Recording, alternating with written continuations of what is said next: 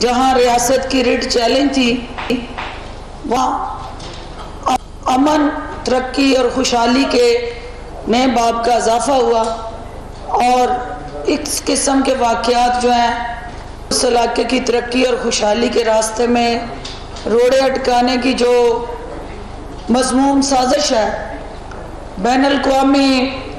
हाथों में खेल के कुछ अफराद ने जिस तरह से उन मासूम कबायलियों को अपनी सियासत का ईंधन बनाने की कोशिश की, उस पे कैबिनेट ने तहफ़्फ़ुज़ात का इजहार किया और इस को शोर किया कि कबायली अवाम की तमाम बुनियादी ज़रूरियात, उनके हकूक़ का तहफ़्फ़ुज़ और उनके जान व माल के तहफ़्फ़ुज़ को यकीनी बनाने के लिए KPK गवर्नमेंट, वफाकी गवर्नमेंट और पूरे पाकिस्तान के अवाम उनके साथ शाना बेशाना खड़े होंगे। और उसका सबूत तमाम सूबों के NFC अवार्ड से 3% जो एडिशनल फंड है वो प्राइम मिनिस्टर ऑफ पाकिस्तान ने हर सूबे को ये बावर करवाया था कि आप उनके लिए दें, कबायली बहन भाइयों के लिए, ताकि जो तरक्की के अमल में पीछे रह गए, जो बुनियादी सहूलतों का फुकदान उस इलाके में है, उस कमी को पूरा किया जा सके। तो ये हुकूमती रिजॉल्व जो है कि ज़ीरो टॉलरेंस होगी पाकिस्तान के परचम की तौहीन करने वाले, पाकिस्तान के तशख़्ख़ुस, वक़ार और कौमी सलामती को दाव पे लगाने वालों के लिए कहीं कोई रियायत नहीं होगी। इसके अलावा आज बहुत इम्पोर्टेंट मीटिंग कैबिनेट की, जिसमें आपका implementation of the cabinet decisions, जो कैबिनेट को बताया गया कि जो अब तक होने वाली 42 कैबिनेट मीटिंग्स हैं, उनमें 819 फैसले किए गए। उन 819 फैसलों में से 584 पे अमल दरामद हुआ और 195 वो फैसले हैं जो अंडर प्रोसेस हैं और इम्प्लीमेंटेशन 90 दिन का उनको टाइम फ्रेम दिया गया था, तो उनके अंदर इंशाल्लाह वो होंगे। 40 डिसीजंस वो हैं कि जिसके हवाले से कुछ, चूँकि मुख्तलिफ MOUs और डिफरेंट मिनिस्ट्रीज़ की कोऑर्डिनेशन रिक्वायर्ड थी, तो वो ऑलमोस्ट 5% बनते हैं, लेकिन उनको भी टाइम बाउंड किया गया। और आज प्राइम मिनिस्टर ऑफ पाकिस्तान की कैबिनेट के सामने वाज़िया जो उन्होंने मुतल्लिका मिनिस्ट्रीज़ को हदायत दी कि कैबिनेट के अंदर बैठ के हम जो फैसले करते हैं अवाम के और कौम के मफाद में, उस पर अमल दरामद को यकीनी बनाने के लिए मुतल्लिका मिनिस्टर्स जिम्मेदारियां लें और जहां कहीं वो फैसले डिलेड हैं या वो रवायती ब्यूरोक्रेटिक स्ट्रक्चर के अंदर कहीं फंसे हुए हैं, तो हमें उस पर अमल दरामद को यकीनी बनाने के लिए आगे बढ़ना है और अवाम के मफाद के रास्ते में कोई रुकावट बर्दाश्त नहीं की जाएगी। और उनको टाइम बाउंड कर दिया गया और सेक्रेटरी कैबिनेट ने बताया कि उन्होंने इन फैसलों पे अमल के लिए एक डैशबोर्ड बना दिया और डेली बेसिस पे वो उस डैशबोर्ड पे अपडेटिंग करेंगे ताकि जल्द जो है उनके असरात अवाम तक आएँ और उस पर अमल हो। प्राइम मिनिस्टर ऑफ पाकिस्तान का जो रिजॉल्व और कंसर्न था, और वो कैबिनेट को उन्होंने बड़ी तफसील से उस सूरत हाल से आगाह किया कि हमारे बच्चों के अंदर पोर्नोग्राफिक साइट्स जो वो यूज़ कर रहे हैं, abuse and misuse of internet हो रहा है, उसकी वजह से चाइल्ड एब्यूज़ के वाक़यात भी बढ़ रहे हैं और चाइल्ड मोलेस्टेशन जो है, बच्चों का जिनसी इस्तेहसाल जो है, उसमें ख़तरनाक हद तक इजाफ़ा हुआ है। तो लिहाजा बड़ी तफसील से प्राइम मिनिस्टर साहब ने ministry human right, ministry law और दीगर मिनिस्ट्रीज़ को, इंटीरियर मिनिस्ट्री स्पेशली, ये ज़िम्मेदारी दी कि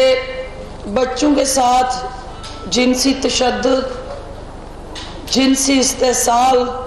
ज़्यादती और दीगर तमाम जो हमारे पुरतशद्दुद रवैये हैं उनको सामने रखते हुए जो एग्जिस्टिंग जुवेनाइल लॉ हैं उनको एक दफ़ा फिर से एग्जामिन किया जाए, असेस किया जाए, एनालाइज किया जाए। और उन्होंने प्रपोज किया कि वो चाहते हैं कि बच्चों का इस्तेसाल करने वाले अफराद, ग्रोह या इंडिविजुअल जो है उनके लिए सज़ाए मौत का तयन हो, और लेकिन उसके लिए ये मुतलका तीनों मिनिस्ट्रीज़ जो हैं फिलफौर एक लाए अमल बनाएं और कैबिनेट मीटिंग में लेके आएँ ताकि एक मौसर कानून साजी के ज़रिए इस माशरे के अंदर बढ़ती हुई ये जो वबा की शक्ल इख्तियार करती जा रही है इसका रोकथाम हो, और उसमें जहां हम डेटरेंस क्रिएट करें, इसके साथ साथ अवेयरनेस का भी मैकेनिज़्म बने और उसमें माशरे के तमाम स्टेक होल्डर जो है वो पार्टनर बने, ताकि ये हमारे टेक्नोलॉजी एक बहुत इम्पॉर्टेंट टूल है, इंटरनेट की अवेलेबिलिटी ऑन मोबाइल्स, लेकिन हर बच्चे के हाथ में वो जो मोबाइल पे अवेलेबल कंटेंट है उससे उसको किस तरह बचाया जाए, और उसमें स्कूल्स के अंदर और दीगर घरों के अंदर किस तरह वालिदैन साथ मिल के हुकूमत की रहनुमाई करके हम अपने मुस्तकबिल को कैसे बचाएं, आने वाली नस्ल को किस तरह महफूज रखें, इस किस्म के वाक़यात से। इसके अलावा जो मुख्तलिफ मिनिस्ट्रीज़ की स्टेट ओन बिल्डिंग्स थी, जो इससे पहले कैबिनेट मीटिंग में तरजीहात जो तय हुई कि जो मिनिस्ट्रीज़ के अंदर डेड एसेट्स हैं, जो रिडेंडेंट हैं, किस नॉन फंक्शनल है, इस्तेमाल में नहीं है, उनको किस तरह इस्तेमाल में लाया जाए, और अगर वो किसी सूरत भी काबिल इस्तेमाल नहीं है वो एसेट्स, तो उनको किस तरह से ऑक्शन किया जाए, को लाए अमल बनाया जाए। तो वो जो डाटा आज कैबिनेट के सामने रखा गया उसमें 31 प्रॉपर्टीज़ मुख्तलिफ महकमों की उनकी तफसीलात दी गई, वो मैं आपको सर्कुलेट कर दूंगी। अगर कुछ हवाले से आपको क्वेश्चन हुआ तो आई विल एड्रेस दैट। उसमें जो सबसे इम्पोर्टेंट आपके इंटरेस्ट की चीज़ है और आवाम के 17 प्रॉपर्टीज़ ऐसी उसमें से आइडेंटिफाई हुई जो नैब ने ईरा के एक ऐसे 19 ग्रेड के ऑडिट डिपार्टमेंट में काम करने वाले ऑफिसर से कन्फिस्केट की। ईरा में काम करने वाला वो 19 ग्रेड का ऑडिट डिपार्टमेंट के अंदर ऑफिसर जो है, उन्होंने नैब को वो 17 प्रॉपर्टीज़ आइडेंटिफाई कराई जो ज़लज़ले के मुतासरीन के लिए फंड आया था, उसको मिसयूज़ हुआ, उसको जिस तरह अपने मफाद के लिए करप्शन करके करप्ट प्रैक्टिसेस के ज़रिए उसकी मिली भगत से वो फंड का गलत इस्तेमाल हुआ। नैब ने उस ऑफिसर से 17 प्रॉपर्टीज़ कन्फिस्केट जो की वो हैंड ओवर की कैबिनेट को, ताकि आगे हुकूमत उसका लाए अमल तय करे, और 10 अरब उन प्रॉपर्टीज़ की मालियत है। और ये आई ओपनर है हम सब के लिए कि जो पाकिस्तान के हमारे इस सिस्टम के अंदर जो करप्ट प्रैक्टिसेस और करप्शन है उसने किस हद तक पंजे गाड़े हैं कि ज़लज़ले के मुतासरीन भी उस वायरस से महफूज नहीं रहे, वो भी उनका फंड भी जो है यहाँ एब्यूज़ और मिसयूज़ हुआ। इसके अलावा जो CCI ने डिसीजंस लिए उसमें बड़ा इम्पोर्टेंट एक डिसीजन था जो 29/2 2016 को एक कमेटी बनी जिसका मकसद कच्ची कैनाल के ऊपर जो इरेगुलरिटीज सामने आई कि कच्ची कैनाल को जो फंड्स दिए गए वो उनका इस्तेमाल ठीक नहीं हुआ और वहाँ करप्शन हुई और जो मुतलका डिपार्टमेंट थे वो करप्ट प्रैक्टिसेस में इन्वॉल्व थे। तो सद्दक जिलानी साहब जो साबिक जस्टिस थे उनकी सरबराही में कमेटी बनाई गई थी। उस कमेटी ने फाइंडिंग्स के बाद जो कल्प्रिट थे उनको आइडेंटिफाई किया, लेकिन उनके ऊपर आज तक कोई अमल नहीं हुआ था। आज कैबिनेट के अंदर सीसीआई का वो फैसला लाया गया और प्राइम मिनिस्टर ऑफ पाकिस्तान ने और कैबिनेट ने इस केस को FIA को हैंडओवर किया, रेफर किया और 1 महीने के अंदर अंदर इन जिम्मेदारों के खिलाफ कार्रवाई करने की हदायत जारी की है। और we are very much sure कि ये भी एक आई ओपनर होगा जब इसकी हकीकत सामने आएगी और इस कौम को कहाँ कहाँ किस तरह किस अंदाज से लूटा गया, इसके साथ भी जुड़ी वो तल हकीकतें सामने आएंगी। बहुत इम्पोर्टेंट चूँकि एक बजट के हवाले से आज इनिशियल डॉक्यूमेंट था, एजेंडे पे आइटम भी था और मेरे काबिल एहतराम पार्लियामेंट्री जो यूनियन है, मेरा भाई बैठा है सामने, इन्होंने सुबह मुझे फ़ोन भी किया और इन्होंने कहा कि जनाब आपने आज के कैबिनेट के अंदर जो एजेंडा आ रहा है बजट के लिए, बजट मांगा जा रहा है हमारे सहाफ़ियों के खाने के लिए, हाई टी के लिए, तो मेहरबानी करें तो हमें सहाफ़ियों को कतन कोई ज़रूरत नहीं कि हम वहाँ पब्लिक फंड से जो है हमारे खाने का बंदोबस्त हो और हमें उस बजटरी प्रोसेस में आप एलोकेशन ना लें। मैंने इन्हीं का gesture prime minister of Pakistan को पहुंचाया और पूरी कैबिनेट ने जो इनिशिएटिव आपने लिया था, प्राइम मिनिस्टर साहब ने कहा कि हम ये ऑस्टेरिटी बजट है, इस बजट के अंदर जो हमारे अवामी नुमाइंदे हैं, अगर प्रेस का हम काटेंगे एलोकेशन तो अवामी नुमाइंदे जो हैं उनको भी किसी तरह भी हम वो बजट प्रोवाइड नहीं करेंगे। तो लिहाजा वो ऑस्टेरिटी की वजह से आपको बजट के दिनों में जो लॉन्ग सिटिंग होंगी वो मीडिया को भी और हमें भी अपने अपने पेट पे पत्थर बांध के वहाँ बैठना पड़ेगा और कौम का जो आपका जो फंड है वो पब्लिक फंड जो है वो अपनी ज़ात पे हम यूज़ नहीं करेंगे। बहुत इम्पोर्टेंट पाकिस्तान तहरीक इंसाफ का एक ऐसा बजटरी डॉक्यूमेंट जो हमारी विजन के साथ जुड़ा है और मौजूदा हालात को सामने रखते हुए एक budget strategy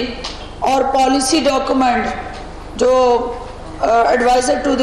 finance of prime minister Hafeez Shaikh साहब ने और उनकी टीम ने आज कैबिनेट के सामने प्रेजेंट किया, उसके तफसीलात और तमाम जो बजटरी एक कह लें कि इन डिटेल वो सस्पेंस जो आपके जहनों में है उसका जवाब उन्होंने देना है और वो देंगे। लेकिन एक जनरल लेआउट जो था बजट का कि उसके हद खाल क्या होंगे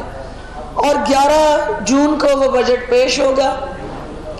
और 11 जून को पेश होने वाले उस बजट में जो TOR सेट किए गए उसके अंदर जो गाइडलाइन और principles prime minister of Pakistan की हदायत की रोशनी में प्रायोरिटाइज किए गए, उसमें नंबर 1 ये था कि हमने इस इकॉनमी को स्टेबलाइजेशन की तरफ लेके जाना है और इस बजट के अंदर हमारा focus stabilisation of the economy, managing external deficit by decreasing imports, reduction of fiscal deficit through revenue mobilization, ये मैं आपको दे दूंगी प्रेस रिलीज, और and expenditure control, setting path for public debt reduction. जो इम्पोर्टेंट इसमें पॉइंट था कि vulnerable segment of the society जो है उसको हम इस बजट में किस तरह प्रोटेक्ट करें, और उस बजट के अंदर टॉप प्रायोरिटी डिस्कशन और डिबेट में यही एजेंडा रहा कि उसका इम्पैक्ट जो है हमारे आम पाकिस्तानी पे ना आए और उसका बोझ कम से कम किस तरह किया जाए। दूसरा, उसमें चूँकि